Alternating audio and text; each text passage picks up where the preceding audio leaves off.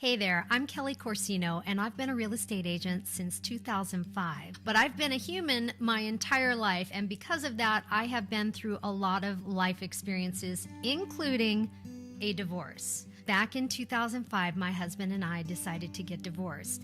And not only did we own a primary residence, we actually owned multiple income properties as well.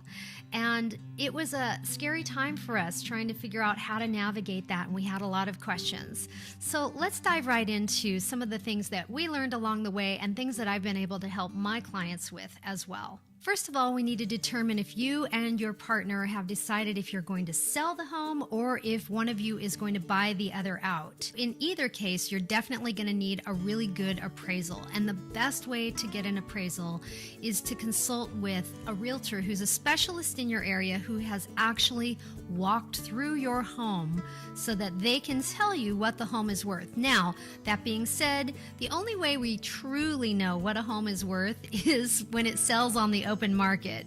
So it gets a little trickier if you're planning on doing a buyout, but we can only do our best in these moments. So by bringing in that third party who is the objective opinion and the expert can really help to determine the value of the home in the event that there is a buyout.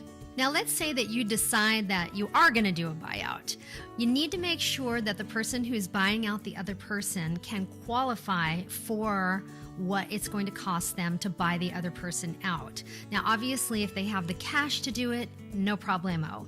But if they are going to be getting a loan, they need to make sure that they qualify for that loan without the benefit of the other partner's income and credit. They need to be able to qualify totally on their own. If they don't, then you need to come back to the drawing board and come up with another solution. And maybe it does mean that selling the property is going to be the best idea. If you do decide to sell, you're going to need to go through all the same stuff that everybody who sells their homes has to go through, which is weighing out what are the best things to do to prepare the home for sale. Now, obviously, when we're in a seller's market, which we are as of the taping of this episode, you don't quite have to do as much as you might have to if we were in a buyer's market. So please be mindful of that when you watch this video and know whether or not you're in a buyer's market or a seller's market. If you're in a buyer's market, you may need to look at repairs and upgrades and other things to make the house as attractive as possible to stand out in the marketplace.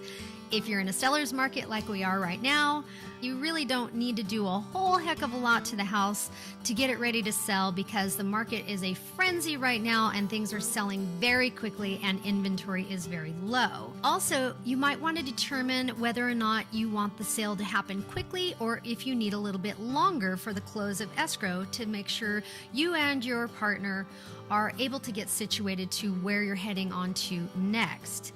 And maybe one of the partners needs to actually stay in the home after the close of escrow with a rent back in order to make sure that they have time to set up that next chapter ahead of them. Now, one of the things that I do understand is that not all divorces are created equal.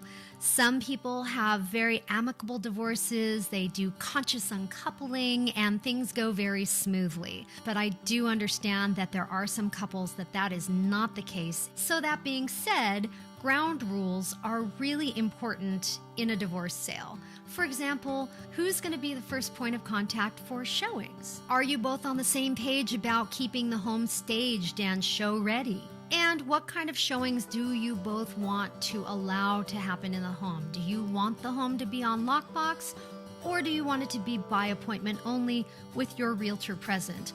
All of these things are available to you, and it's simply a matter of being able to sit down and have a meaningful discussion with all the parties to make sure everyone is comfortable with what needs to happen to move forward to the end goal of selling the home and moving on.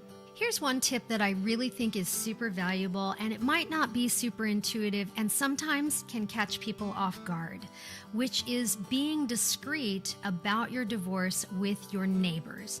Now, obviously, if you're very close with your neighbors, they're going to know, and that's okay, that's fine, they're your friends. But sometimes people live with their neighbors and they just have their lives and you have your lives, and you really don't hang out with each other as friends. So now they see the sign go up in the yard and they come over.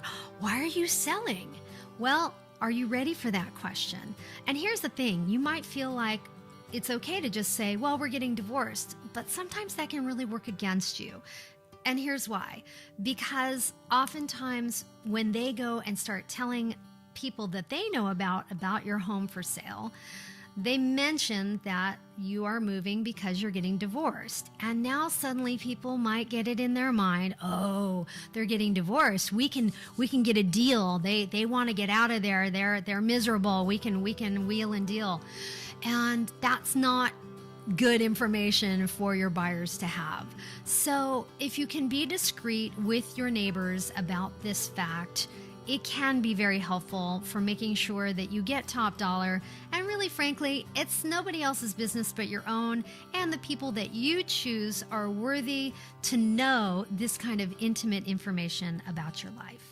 So if you are going through this experience and you would like to have an agent who can walk you to the finish line with your partner so that you both can give each other this one last gift to part ways amicably and liquidate one of your biggest assets that you've held together as a married couple, I would be honored to be a part of the process. Feel free to reach out anytime. I'm Kelly Corsino, and I'll see you next time.